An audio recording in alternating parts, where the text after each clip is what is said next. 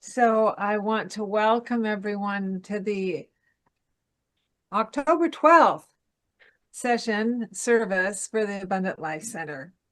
And I'm going to light the God candle as a symbol of the one presence and power in the universe that is called by many names. And the name you choose to use is welcome. That's where I put my arm up here.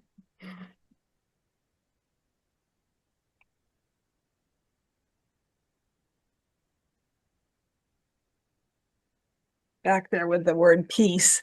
I don't think you can read that. Oh. Okay, so we're just going to do a little centering here as we start the service. So relax, settle into your chair. Close your eyes and imagine a big old-fashioned reinforced chest in front of you. Grip the latch on the lock and gently open the lid. The chest is empty.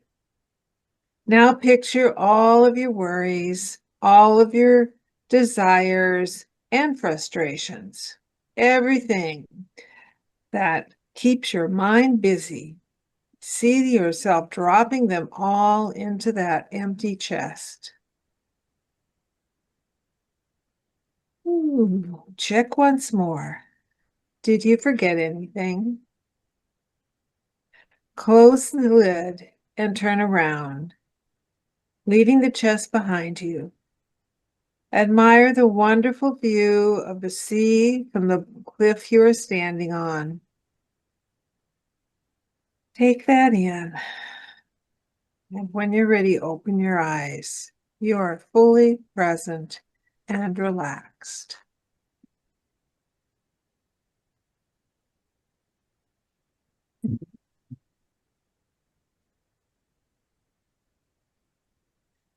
So this Sunday, we're going to affirm our beliefs that the congregation, the group, the community wrote together, and they'll be displayed here momentarily. We will all be silenced except for me, so just read along.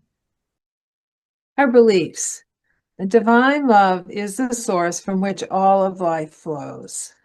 The direct experience of that ultimate source is available to all. All life is a unique expression of the divine to be revered. We co-create our world with the ultimate source and each other through consciousness. There is truth and wisdom in all spiritual paths. We choose the path of love. Much wordsmithing went into that. Probably Norman remembers that very well. Yeah. So we're going to have an opening song, but I'll just mention that Ravvi Norman Wolfe is going to be our speaker today, and we look forward to that. But we'll start our participation here with the opening song, I Am Already Enough.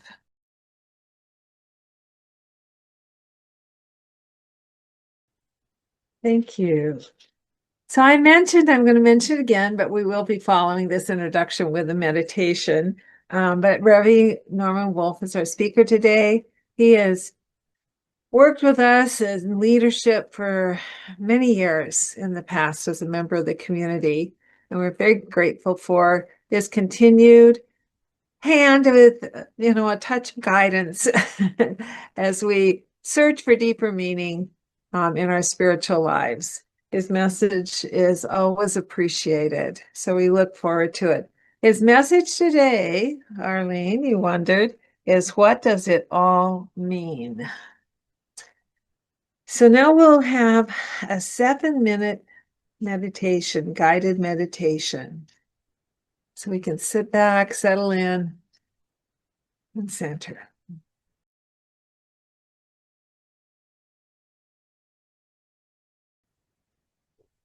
So when we're ready, I'll let Norman introduce his topic and then lead us in a discussion. I don't know if I'm coming back yet. I get it.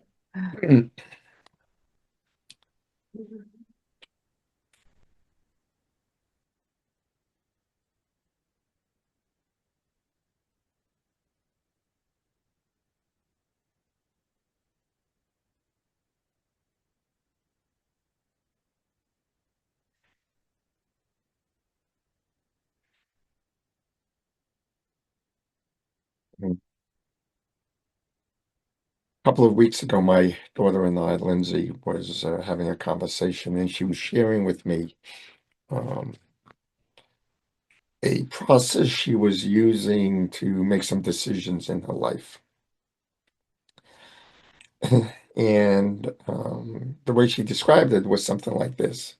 Dad, I've been thinking about, I've been hearing this voice. I should go get my real estate license. And, it's not anything I've really thought about wanting to do, but I just keep hearing God telling me I should go get this license.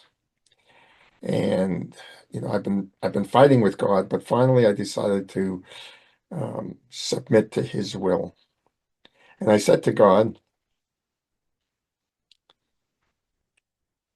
if you want me to do this, show me that the message is coming from you.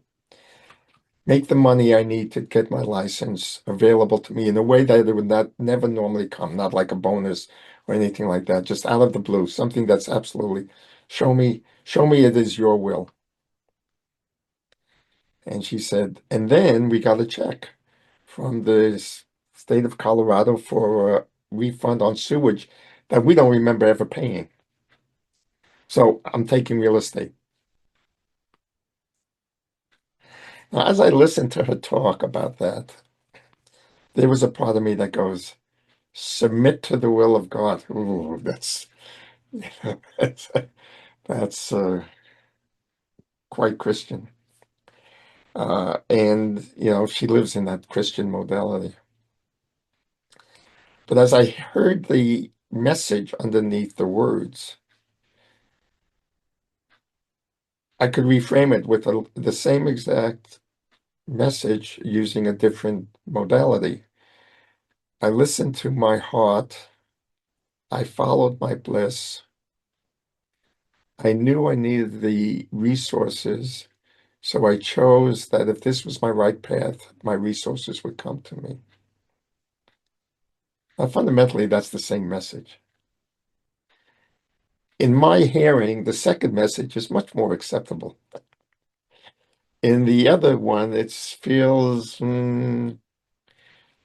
like she's being subservient, giving up her will, giving up her own sense of beingness. Um, but the message is the same.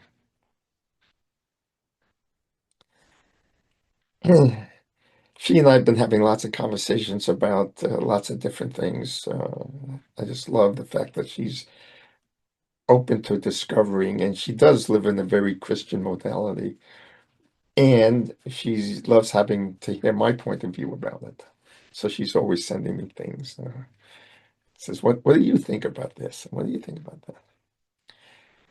One of the foundational discussions we've been having over time is about whether there is good and evil. And she goes, guess where she goes? She goes right to the Bible. Genesis chapter 3 talks about God gave man the God gave man the opportunity to live in the Garden of Eden, but he didn't listen. He chose to eat of the tree of knowledge of good and evil. There's good and evil.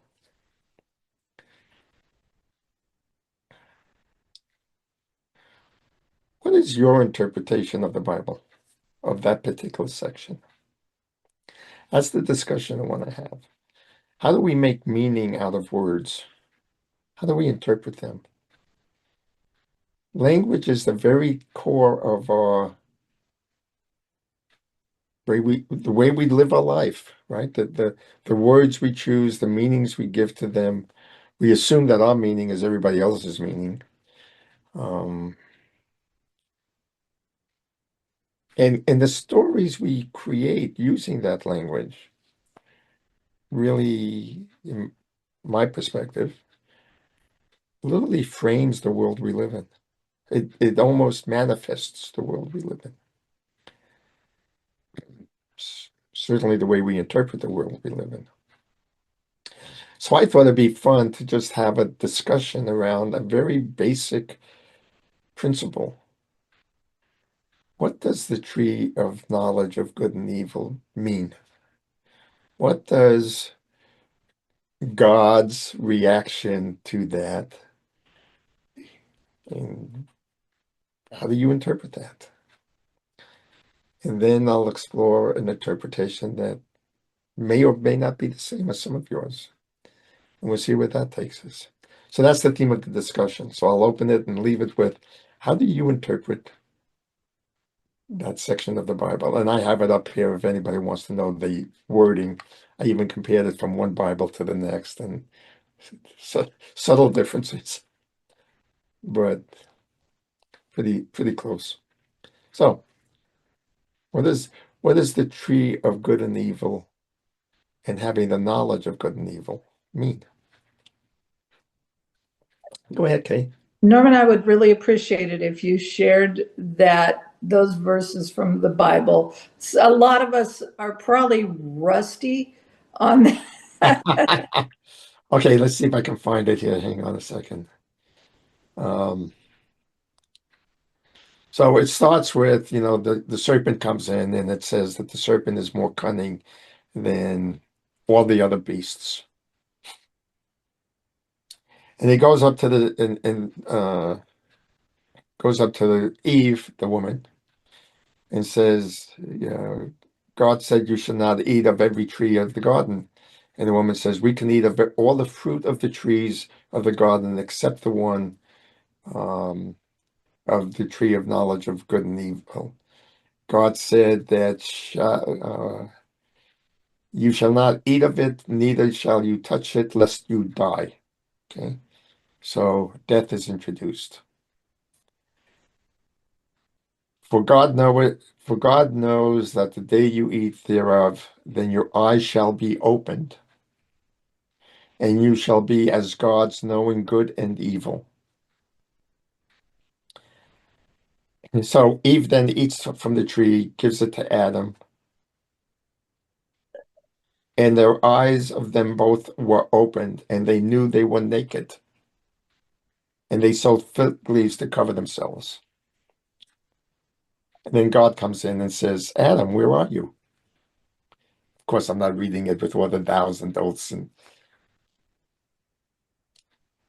Adam says, where is it again? And he said, I heard the voice in the garden, and I was afraid because I was naked, and I hid myself. Let's just stop with that section. There's a lot there to pull apart. So here we have, God had told them in the previous chapter, enjoy everything. You live in this garden. It's beautiful. But don't eat from this tree, for you shall surely die. I think we see already a clear duality in this experience. I mean, one that is of submission, and the other one is of choice, because at the end, it is an issue of choice in whatever we do, also in the submission. But often, I think we take it as we need to behave a certain way because this is what was written, which eliminates the choice. Okay, so you raised up notion of choice versus submission. Right. Other people, how do you interpret that?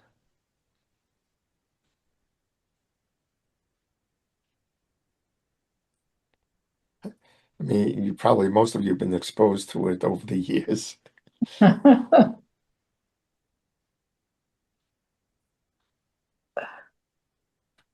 Well, with knowledge comes freedom, comes experience, comes the ability to reframe your worldview and your environment. So for me, it's more like a metaphor of being a child versus being an adult.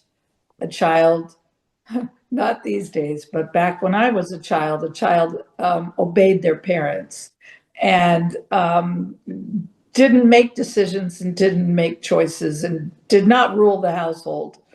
A little different in my grandkids' world, but it's so.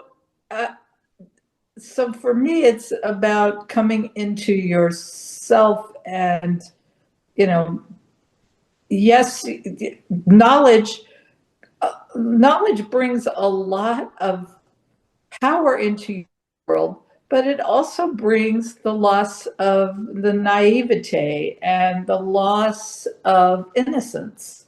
So it's a loss of innocence and but a coming into one's own. So the serpent says in here, I'm going to correlate what I heard you say to some of the words in there. The serpent says in here that, God doesn't want you to eat of the tree of knowledge of good and evil because you will be like God, right? And in a way, that's what you're saying. You're leaving the innocence, sweetness of life, but you have knowledge.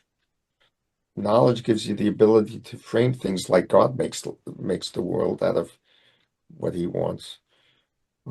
So there's an innocence versus the ability to frame things and make things. Yeah. Okay. Other.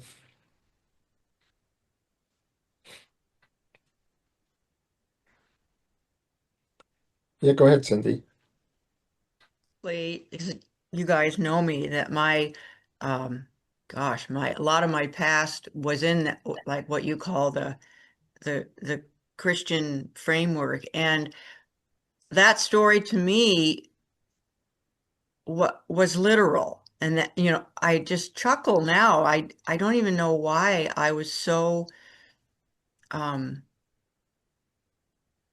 so wanting that kind of true story that I just believed it. I believed there was a serpent and it talked, and there's these two people that were created 6,000 years ago and they were real, and all this stuff was real.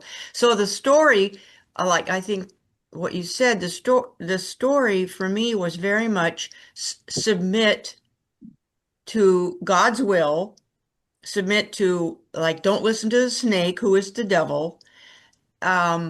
And then, of course, they got cast out of the garden for disobeying.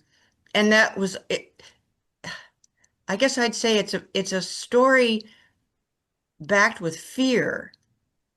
Like you said, if you eat it, God told him you eat it and you'll die. I mean, that's like, and now up to the present time for me, I'm still in a stage of I react to that stuff like it's a terrible story.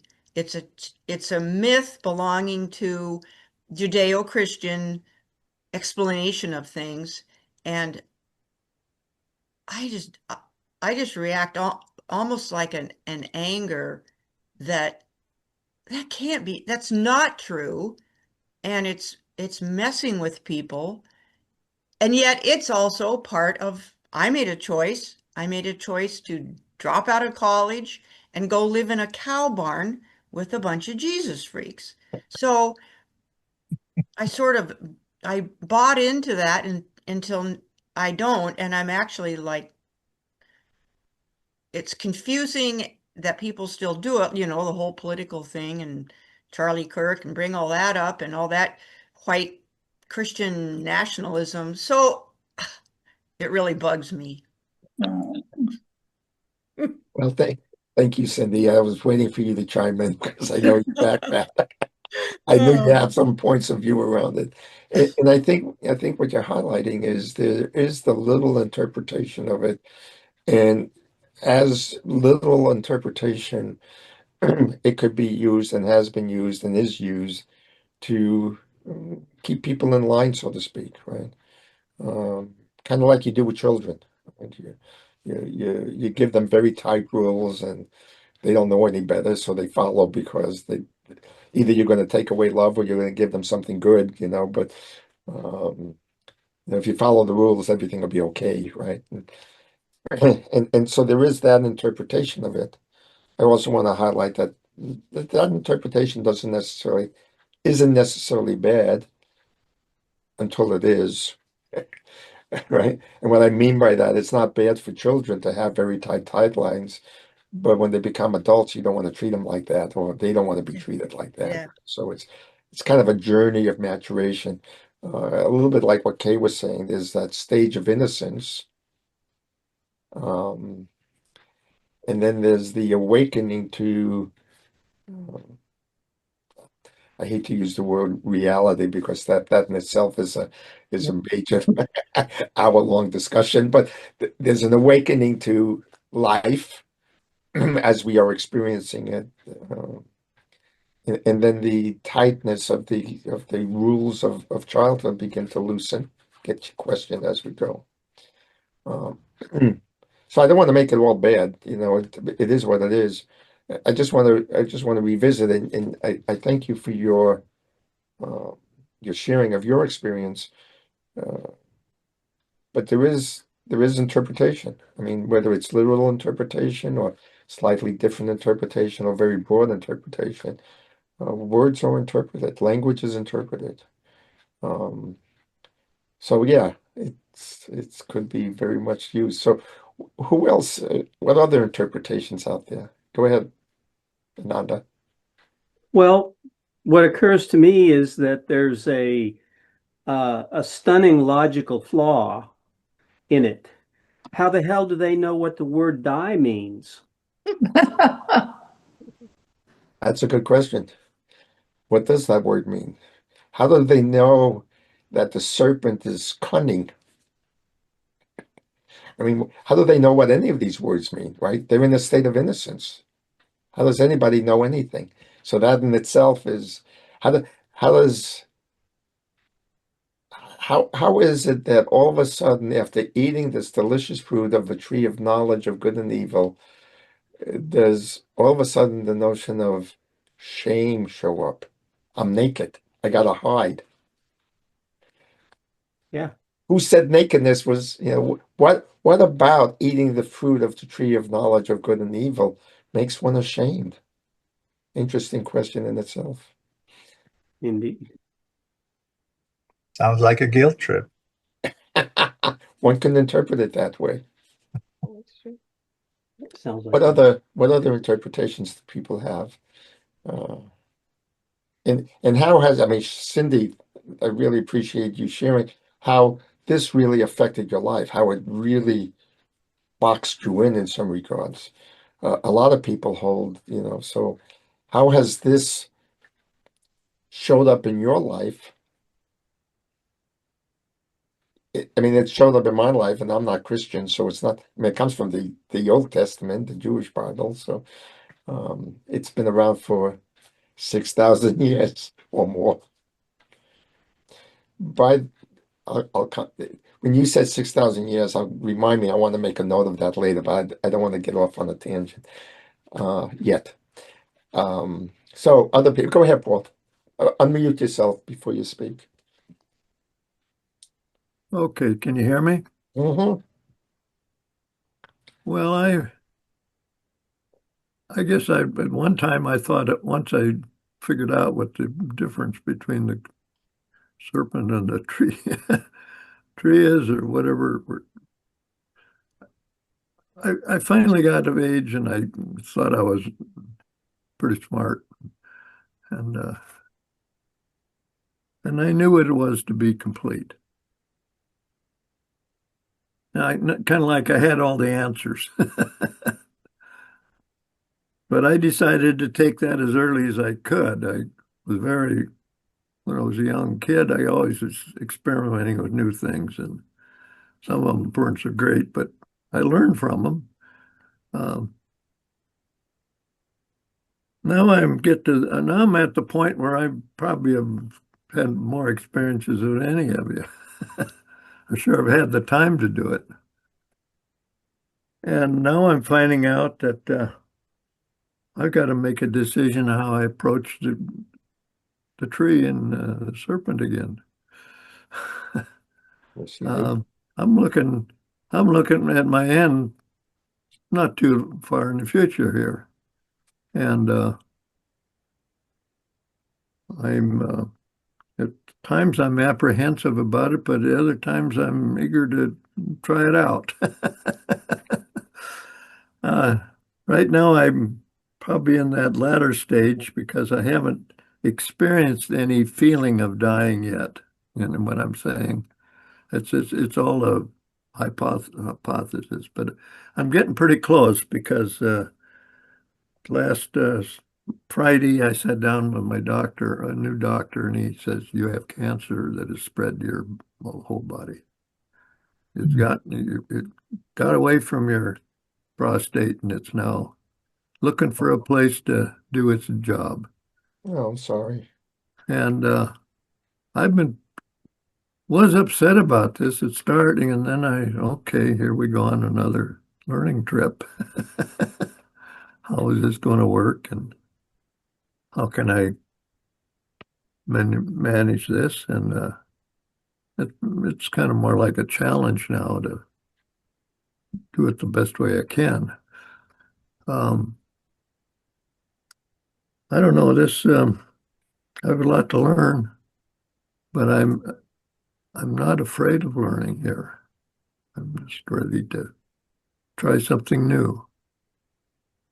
Um, I don't know if that helps any, but you can look at this tree thing like once you've learned, you're over with it and you're in the system, you know. But I wasn't in completely till I faced this. Yeah, I think farther on it talks about how to get back to the garden again, right? It talks about what Adam has to do to get back to the garden, and it's blocked with all these thorns, and it's not easy to get back to the garden. And it also talks about why it's not easy to get back to the garden, but that's another section of it. You're on your way back to the garden now. Yeah, in a way I kind of see that Yeah. way back to the garden, and I'll see it. I'll even see that differently. I suspect you will. Thank you for sharing that, Paul. Other comments or thoughts that we haven't heard from? Arlene, go ahead. Remember to unmute yourself. I forget about that muting thing. You know, what I think about when I think about all of this stuff is what is bad and what is good and what is right and what is wrong and all that is like, does it hurt? You know, does it hurt? How does it make me feel? And how does it make other people feel? And is there a trade-off about that? And am I willing to hurt you based on what makes me feel better? And all of that. And so I think when I make decisions about the rightness and the wrongness of behavior, I have to think about what will my choice do to other people that I love and care about, or even don't love and don't care about, you know? And how does it affect the world that I live in? And does it help people grow and learn? And is it good or bad based on the the feeling that others get and the feeling that I get? And does it make me sick? Will this stuff poison me? Will it hurt me? You know what I mean? Yes, I do. And so this for you and for many has to do with the notion of bad and good. Uh, what's right, what's wrong, what's bad, what's good and evil, right? I mean, it literally says good and evil. And so a lot of this is good and evil. The nature of my conversation with Lindsay is around the very notion, is there such a thing as good and evil? Basically, the conversation is, does evil exist? And she'll come back and says, well, of course it does. Evil has to exist. I mean, it's right there in the Bible. That's what got me exploring this particular passage. Does evil exist? So thank you. That is the essence of this passage. How mankind has left the innocence of the garden and now knows there is good and evil, and our journey is to learn how to deal with good and evil. Right? And because we've left the garden, we die. That's pretty significant. But we don't. Just Now you're moving into a new interpretation. Before we do that, Cheryl, did you want to share anything about your perspective, or? Well, it's just a rehash of a lot of what everybody else has said, but to me, good and evil is what you make of it. I think my feeling is the Bible was needed at the time because people were uneducated, couldn't read, didn't know. I mean, it was the law of the land to help control people and keep people in line. I don't think the nature of people has changed in thousands of years.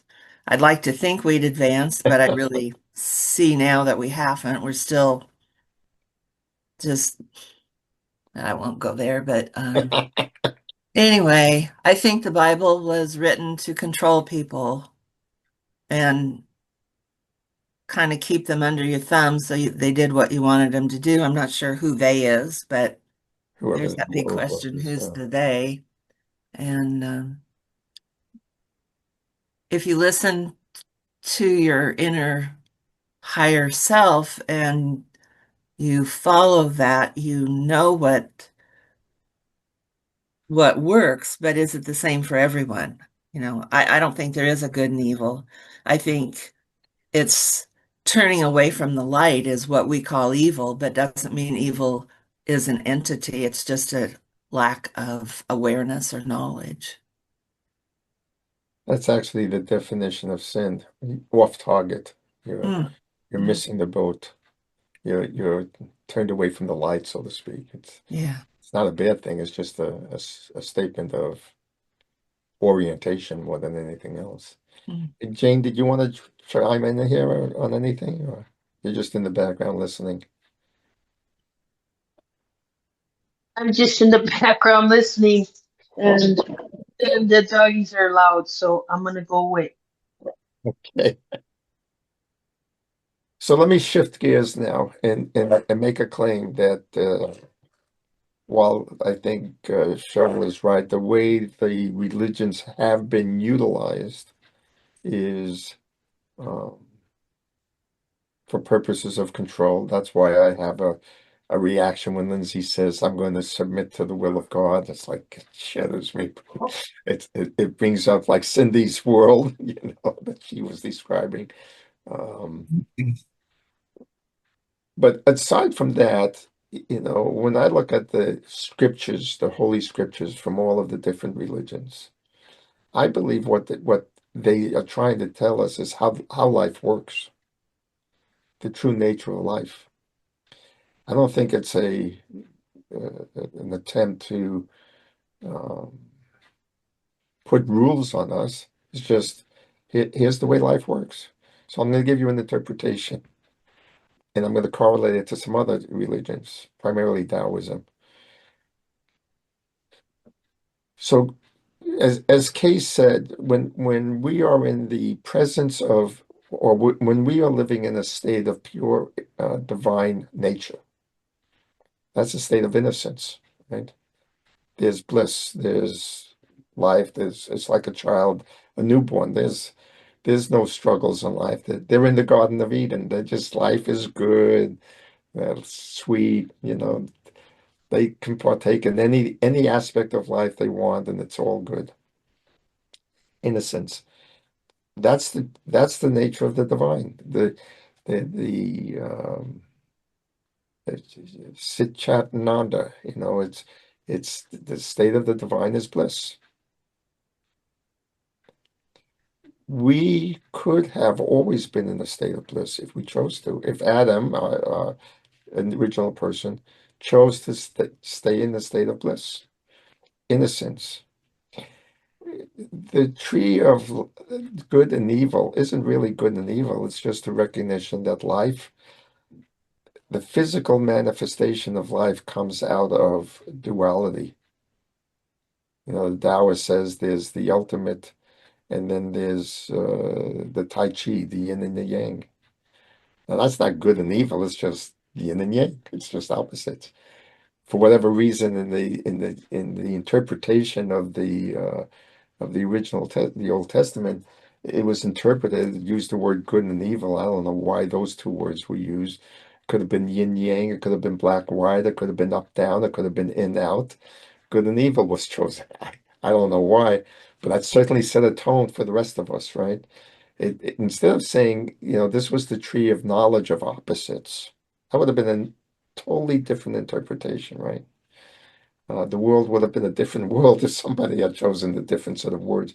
And I don't know what the original Hebrew really is interpreted as. This is an English interpretation of something that was written in a different language at a different point in time. And maybe it was written as good and evil that gave the people who decided to use it power over others. I don't know. Or maybe it was that we were just children at that time and didn't have the ability to think, so we needed some black and white constraints. But think about how life is made up of opposites, right? And every religion, every spiritual practice talks about the duality of life. Everything is opposites.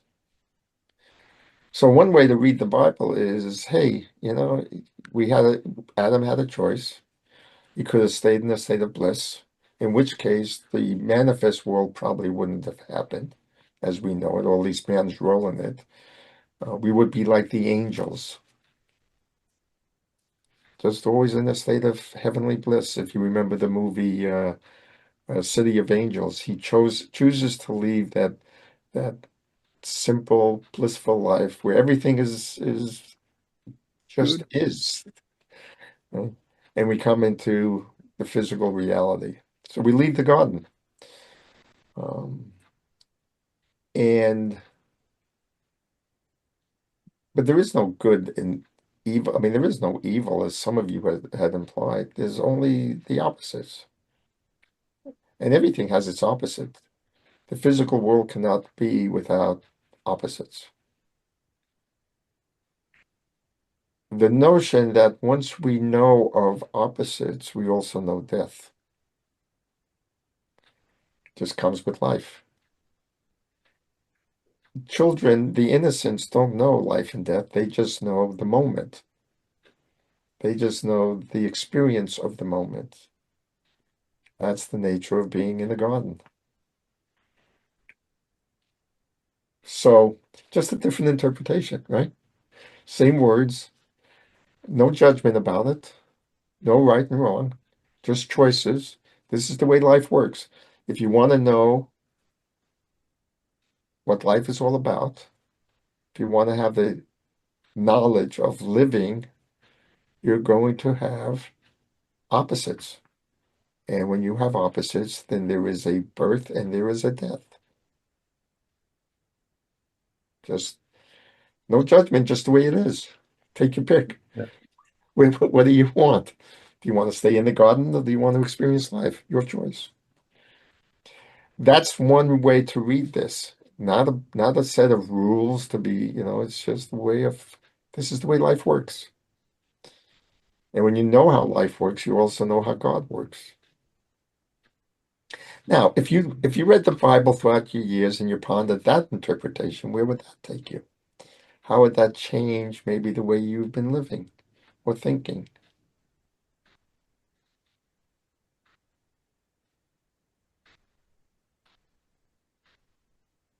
Yeah, go ahead, Cindy. I think if I'm hearing you rightly, we can choose to stay in the garden, or we can choose knowledge of eat the tree or whatever. But what I'm struggling with is I don't think we have a choice of leaving the garden. I don't think that's a choice for babies are born, they grow up in a family, and maybe this is a little, well, it's just new thoughts for me about life is there are some choices, but to choose what I think of as staying in the garden is not a choice for anybody anymore. Yeah. It's just like I can cite all kinds of things going on, like the children in Palestine or children anywhere.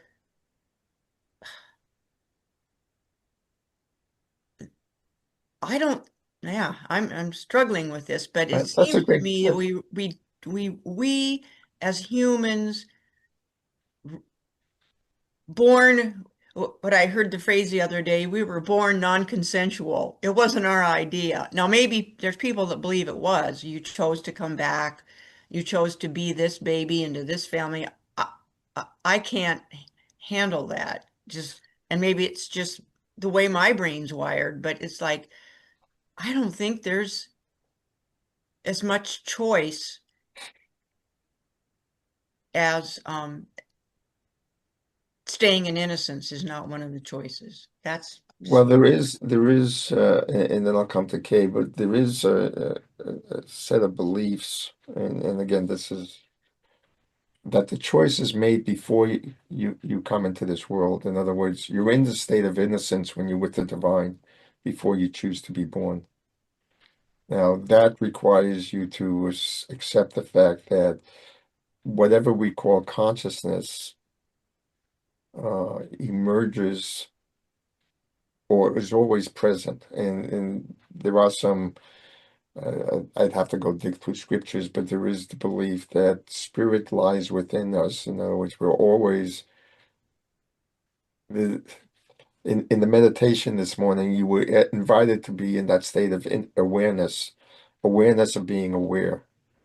To bring you back to that state of beingness where you are not it's bringing you back into the garden. In essence, it's bringing you back to that state of where you're conscious of your consciousness.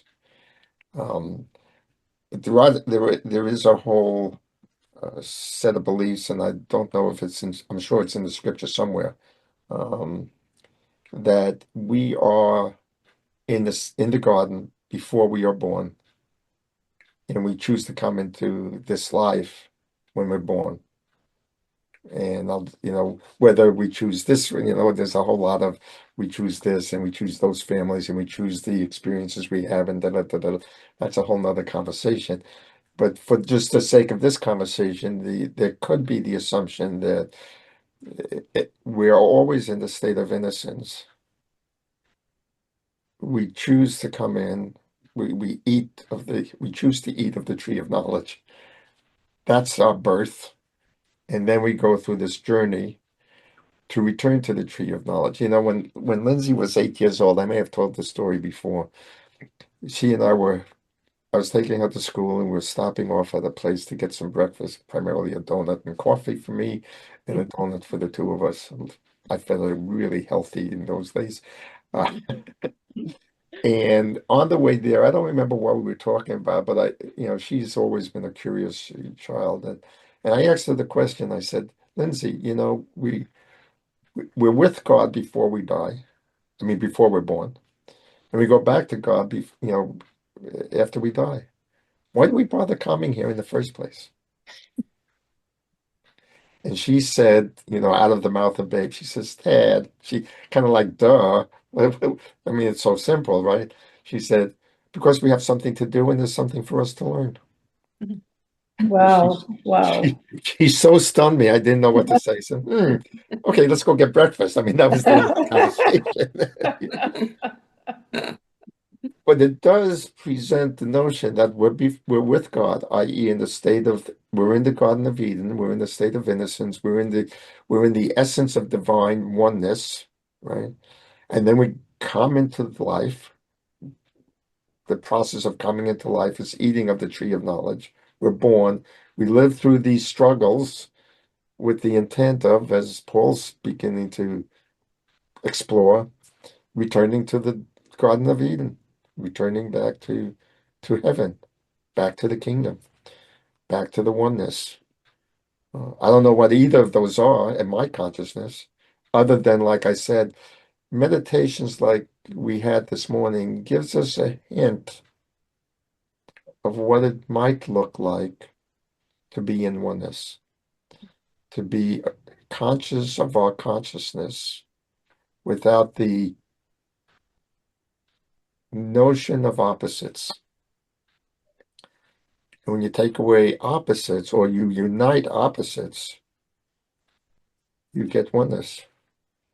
You get, I always use the metaphor of the coin to talk about opposites. The head and the tail isn't good or bad. They're just opposites, right? But you put the head and the tail together, and all of a sudden you have this third thing, the oneness of the essence, the thing we call a coin, call a coin. Just a metaphor.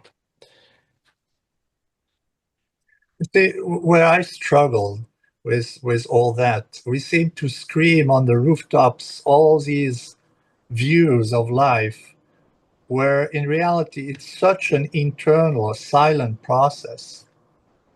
It's totally opposite, and we cannot win by screaming it on the rooftop. It just doesn't work this way. This is why we fight about ideas and ideologies. Yeah, it's in many ways the fight about ideologies. It's really a battle of opposites. Yeah. You have one point of view, I have an opposite point of view, and we're going to argue over it. The oneness of life comes when you and I can see the oneness of the head and the tailness of our conversation and seek to find the coin in our different points of view. Then we become closer together as a single human race, right? That's again, I use the coin as a metaphor. Arlene and then Ananda and then Kay, I saw all three hands, so we'll get to all of you. Go ahead, You Arlene. know, what I think about, I have been a drug counselor all of a good part of my life. And I think about alcoholism. Nobody chooses to be alcoholic and then get in the car and drive somewhere and kill three people. Maybe this person is totally consciously a good, kind, giving, loving person. And we don't know why that bodies do different. Why does their body do? My brother, for example, is an alcoholic and he's recovering. And yesterday I did something stupid. He brought me a dozen eggs. He has chickens and he brings me eggs.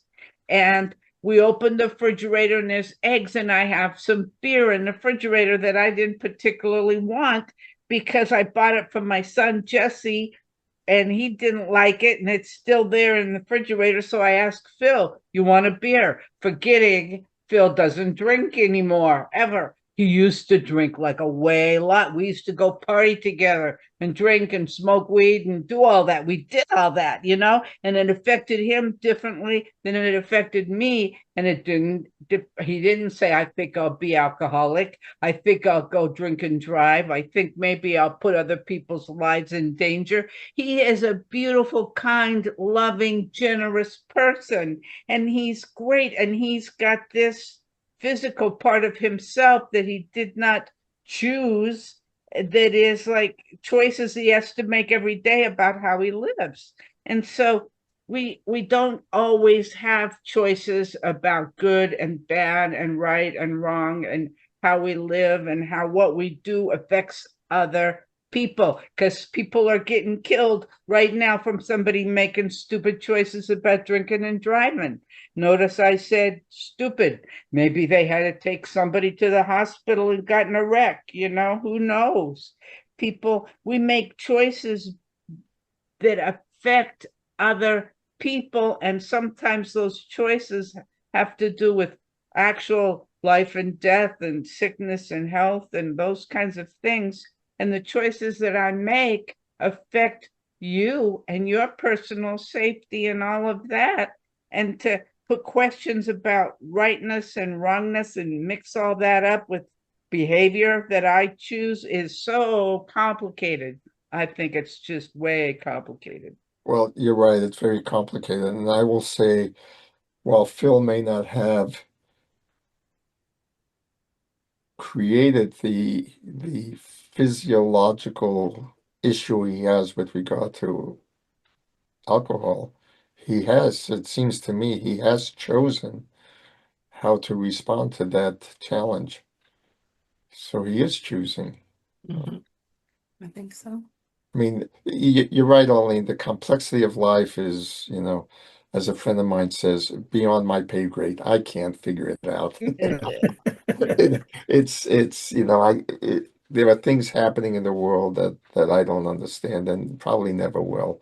The whys and the wherefores, and trying to put it into some semblance of order. Um, I don't know. You know, life happens.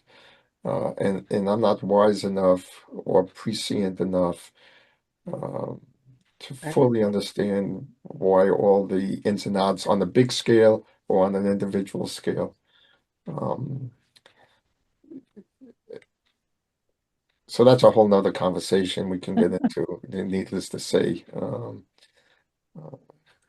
but your point is about good and evil. Yeah, my whole point is twofold. One is the notion of good and evil is really just the notion of opposites, but making choices about opposites and when to do one side of the, when should we dance with the tail and when should we dance with the head? That's a whole nother conversation, but it's not bad and good. It's just is. Right? And then it becomes complicated. Now, the other side of it is we need some rules to make we need to make order out of life. We got to make decisions. So when do I decide when to follow, you know, up and when to go down? I don't know.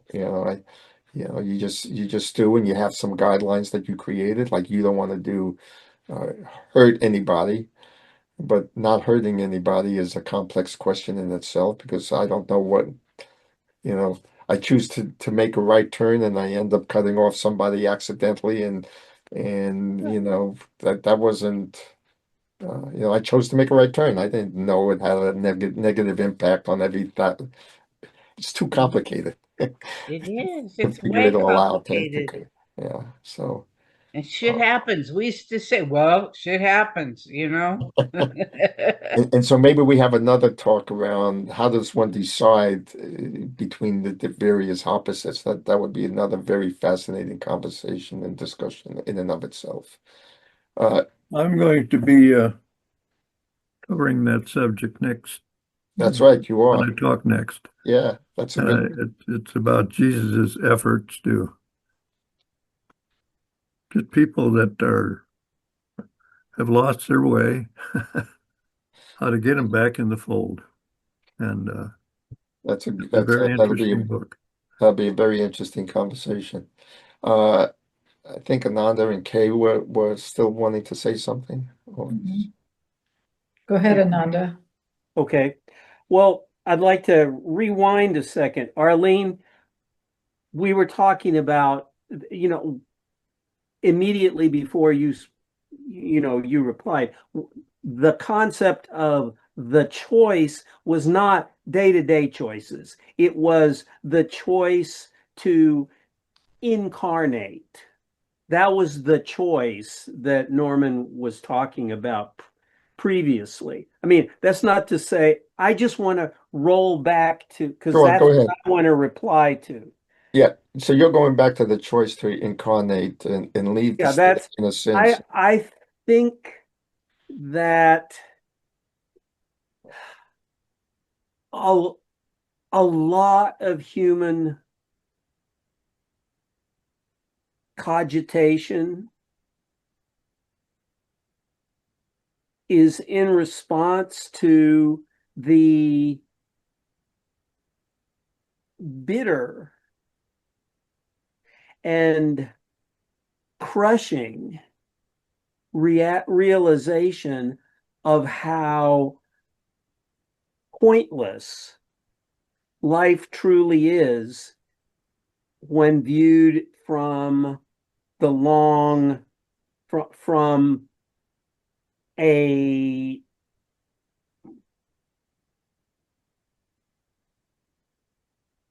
long-term perspective. Our species will pass away. We can have a great impact on one another. We can make life better for each other or worse for each other. We have that power. But in the broad view of the galaxy, of creation itself, we're meaningless. Every one of us is completely even the giants of humanity are meaningless because we will pass away. And, you know, we can spend a lot of time figuring out why, but what we should focus on is, if we want to make life better, is how to love each other more.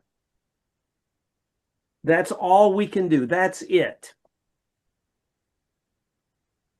And maybe that the way you framed that kind of didn't feel good, but your ending, I think, is what the conclusion you came to, for me anyway, is perhaps the real essence of it all. The notion that all we can do is to learn to love each other and ourselves more. I've held the belief, as many of you know, that the essence of life, or the essence of God, or the essence of the universe, is this energy that we experience with the label we call love. And notice that it's not about the label love that I'm referring to. It's the experience of the state of beingness called love that we label love. It's the experience of that energy that I think we're all, and perhaps that's why we come into incarnate in this physical plane, to insert that energy, to learn how to be a radiance of love all the time, because that is bringing God's will on earth, right? I mean, that is who God is. Again, my framing of the words God and so forth. And I bring it back to my opening comment. Listen to how throughout this discussion, the way we choose to frame the way we choose words and put words together into stories, and those stories become the guiding principles or the framing of how we experience life. And a shift in the way we tell that story or weave that story not only changes the way we experience life, but changes the life we experience itself. I guess that's the essence of this talk, if you will. I agree with Ananda. I think the purpose of life is to learn how to love, to be a radiance of love in all things, and not try to figure it all out beyond that, because I can't. So anyway, thank you, Ananda. Kay, you had a comment you wanted to bring up. Well, it sort of feels like an afterthought now. Well, good. Let's have an afterthought. But this has been a really, really powerful discussion for me. It's brought some clarity to something that, I could never understand. Cindy, your comment about we don't have a choice. Now we understand that we did have the choice to incarnate, because we left the garden when we chose to incarnate. And that choice to leave the garden is now, in my understanding, the definition of what original sin was. Now, that was something that I was burdened with my entire childhood as being a Catholic, and I couldn't get that original, you can only get that original sin washed away with baptism. Oh man. Oh, okay. My original, so there, I was like, well, that's just so much crap. If baby's born with a sin, it's like, oh, but now I understand. Maybe that sin was just the choice to be born. And sin, not sin, that was just the definition. It's just the words we choose. But anyway, I felt like a little light bulb went off in my head with this discussion today. Well, Thank and you. thank you for that kind of so-called afterthought. I thought it was quite significant in that, remember I said earlier, the definition of original sin or sin was separation from the divine, right? Or the target. We missed the target. So you put those two pieces together. We choose to leave the the garden. Said another way, we choose to give up the innocence or the awareness of awareness of awareness, to say that maybe another way, and we choose to become aware of opposites. We choose to experience physicality, which is nothing more than becoming aware that a table is a table only because it's not a chair, right? There are opposites, right? You can't know in without knowing out. I mean, try to explain in without using its opposite. Try to explain anything without using its opposite. We can't do that. What's the So opposite of chocolate? I have No no chocolate. choice. More chocolate. Yeah. More chocolate, yeah, too much chocolate. A tea. I don't know. And just real briefly, Ananda, I wish I'd had your explanation about, the crushing reality of life when our son, 14 years old, had a profound existential crisis. If I could have just told him, look, the only, yes, I understand you think it's all pointless, but the only point is love. That would have been really useful for me back then. Yeah, I mean, the journey of this life, for whatever reason, and this is again above my pay grade, I think is a journey of coming from innocence and bringing the journey back to innocence into consciousness. I mean, you talk about what's the purpose of meditation, right? To drop the ego or to drop the awareness of separation and come into oneness. That's the whole purpose of meditations. And I think this journey, and when you achieve that oneness, the natural, at least for me, the natural feeling of as I get closer and closer to oneness is this experience of what I would call the energy of love, radiating bliss, uh, consciousness, whatever you want to call it. Um, I I think that's was the journey, to face the challenge of opposites and to face the head and the tail and to find the coin, the And oneness. um, Jane, and did you want to say perhaps, something? yeah, I did. I can't figure out. Can you hear me? I can Yes. now. I can't see you Oh, because you're off screen, so I don't know if you I want know. I'm on my phone and I can't figure out how to turn to. it on and off. Anyway, my point was maybe instead of trying to always figure out the what is, to ask yourself, how does it serve? Because when we say we've chosen things before we're born and we're going through life and stuff happens that seems really cruel, at the moment, I guess it's hard to understand, but maybe later we can figure out how it serves, and just to keep in mind it's not good or bad, it just is, it just happens. Does that make sense? Yes, it does. And well, Jane knows I live by that principle. How does it serve? That question, which was introduced to me by Brew Joy, um, helps me bring opposites together into oneness. Like in the moment, there's something happens to me and I can't figure out why that's happening, and it can go round and round in circles trying to figure it out. But if I look at it from the point of view of it's opposite of what I would prefer, what's its value? How does it serve? How is it contributing to my life? Even the negative parts. I mean, think about most of your growth in life. It almost always comes from something that wasn't necessarily positive. Right? Yeah, it does. And so we tend to not want what isn't positive and push it aside, but um, to just be with it at the moment um, and not judge it so harshly kind of helps too. I know as a youth, I judged um, the tragedies in my childhood as horrible and would tell stories about them all the time.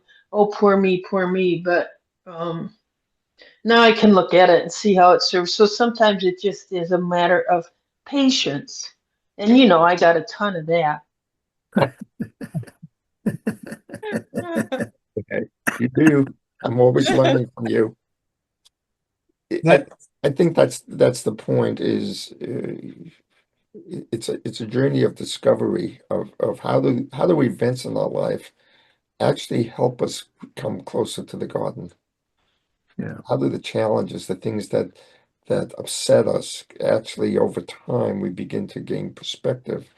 I mean, Cindy's always talking about how that period of her life, but it shaped certain aspects that now you're beginning to gain new perspectives. It was actually a foundation on which you could rebel against, but at the same time, in that rebellion, you needed, one could argue you needed that framing so you can now explore its opposite and expand from one-sided to now a two-sided.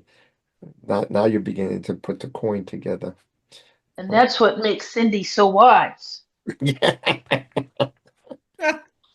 Uh, okay, I think I always lose sense of timing on these things. So, hosts, guide me on this. Is it time to bring it to a close, or is there more time? These discussions can go on for hours and hours, and I love it, but I do want to be respectful.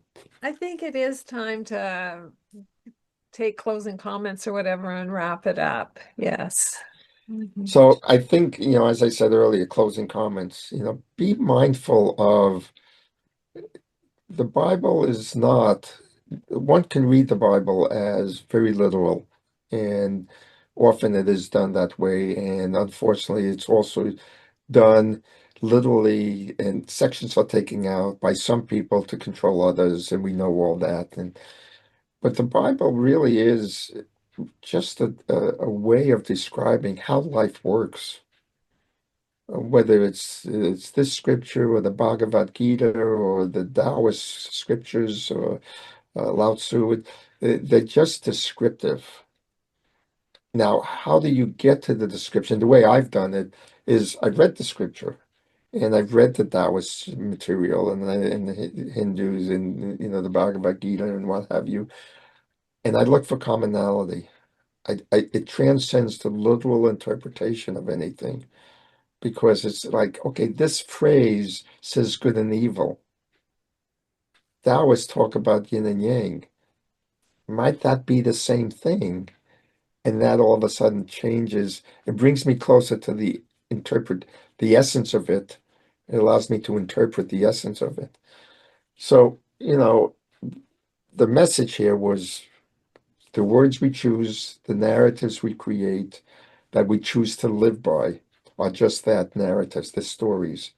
And Jane dropped off, but Jane's famous statement to me always is when I start getting philosophical, she'll turn to me and says, well, that's a nice story.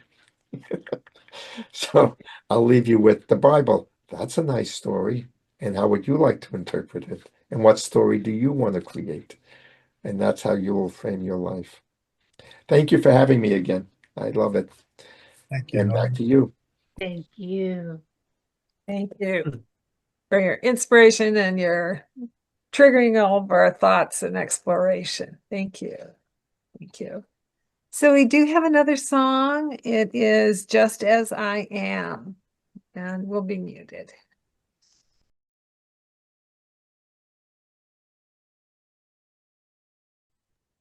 Boy, talk about a song, a set of lyrics that could be a whole conversation in and of itself.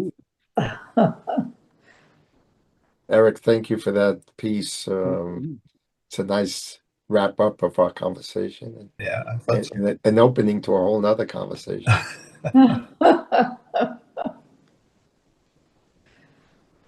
Thumbs up, Eric. All right, thank you. So let's have our closing circle greeting one another with namaste. You can unmute yourself. Namaste. Namaste. Namaste. Namaste. And Jane, namaste. Yes, Jane, namaste. Okay, thank you. So as we close, I'll mention that if you'd like to support the work of the church and the existence and path we're on, you can offer gifts, send monetary gifts. You can speak, you can lead discussions, and you can send monetary gifts to the post office box, or you can use the PayPal link on the website.